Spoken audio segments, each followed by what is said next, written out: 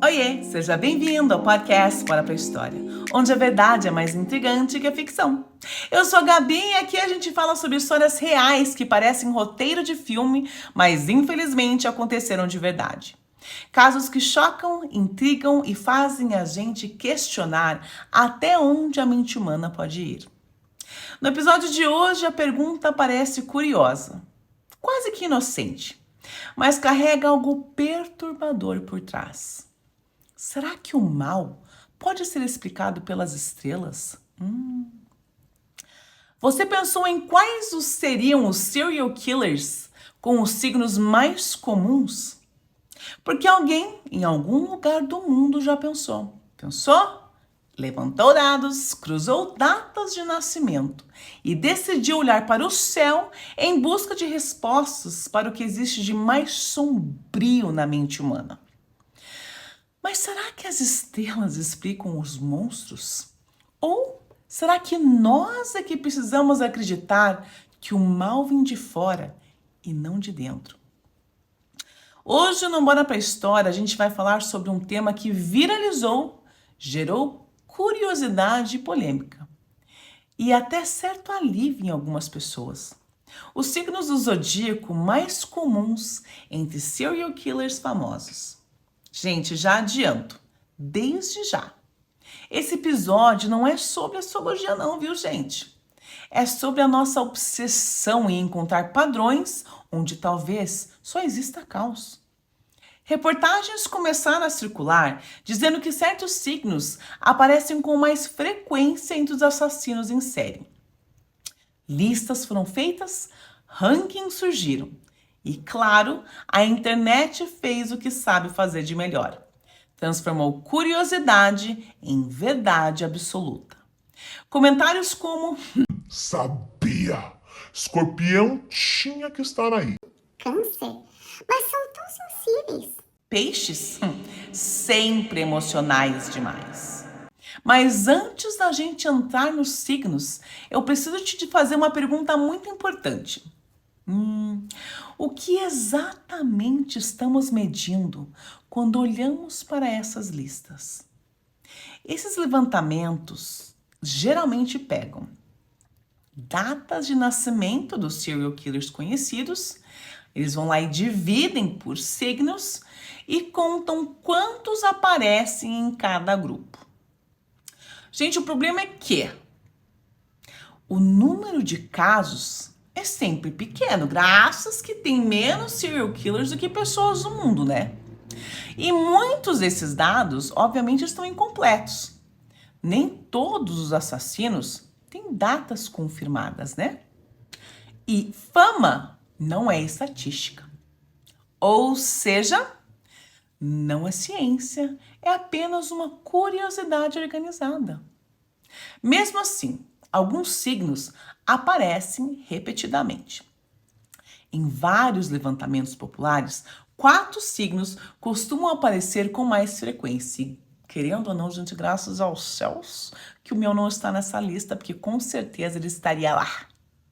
Então é Câncer, Peixes, Sagitário e, gente, obviamente, o Escorpião. Em algumas listas, esses 4 juntos chegam a representar cerca de 40% dos casos analisados.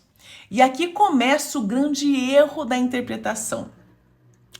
Porque se você pegar qualquer grupo grande de pessoas, alguns signos sempre vão aparecer mais.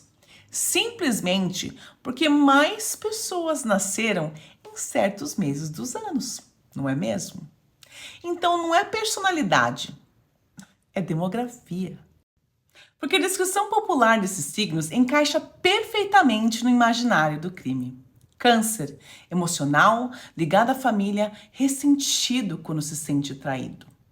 Peixes, sensível, escapatista, vive em mundos internos. Escorpião, intenso, controlador, associado à obsessão e vingança.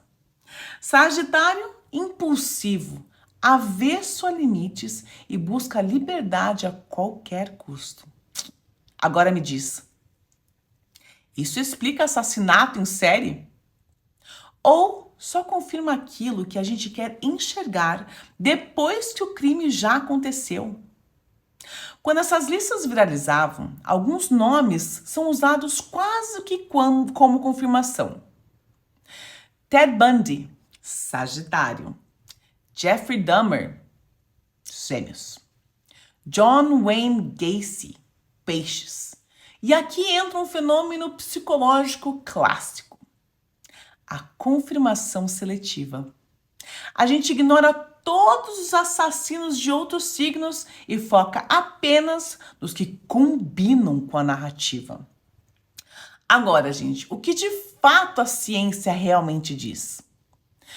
Vamos tirar os olhos um pouco do céu e voltar para a Terra, para a realidade, certo? Psicologia, psiquiatria e criminologia são claras. Signo não mata. Mapa astral não cria psicopata. Data de nascimento, graças que não define caráter.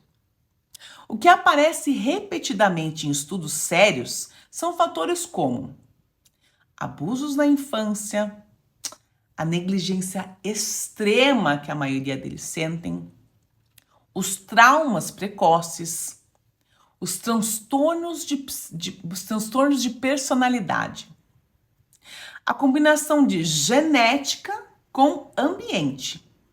Agora, gente, nenhum deles envolve planetas, porque elas são reconfortantes. Se o mal vem das estrelas, então ele não está entre nós, certo? Se é coisa de signo, então dá para prever, dá para classificar e dá para separar. Mas a verdade é muito, muito mais desconfortável. Os serial killers não são monstros místicos. São humanos moldados por experiências extremas. E isso, gente, muda muito, muito mais. E isso assusta muito mais. O problema não é ler por curiosidade. O problema é quando isso vira julgamento. Quando alguém olha para outra pessoa e pensa, gente, cuidado, hein? O de peixe está vindo aí, se cuida.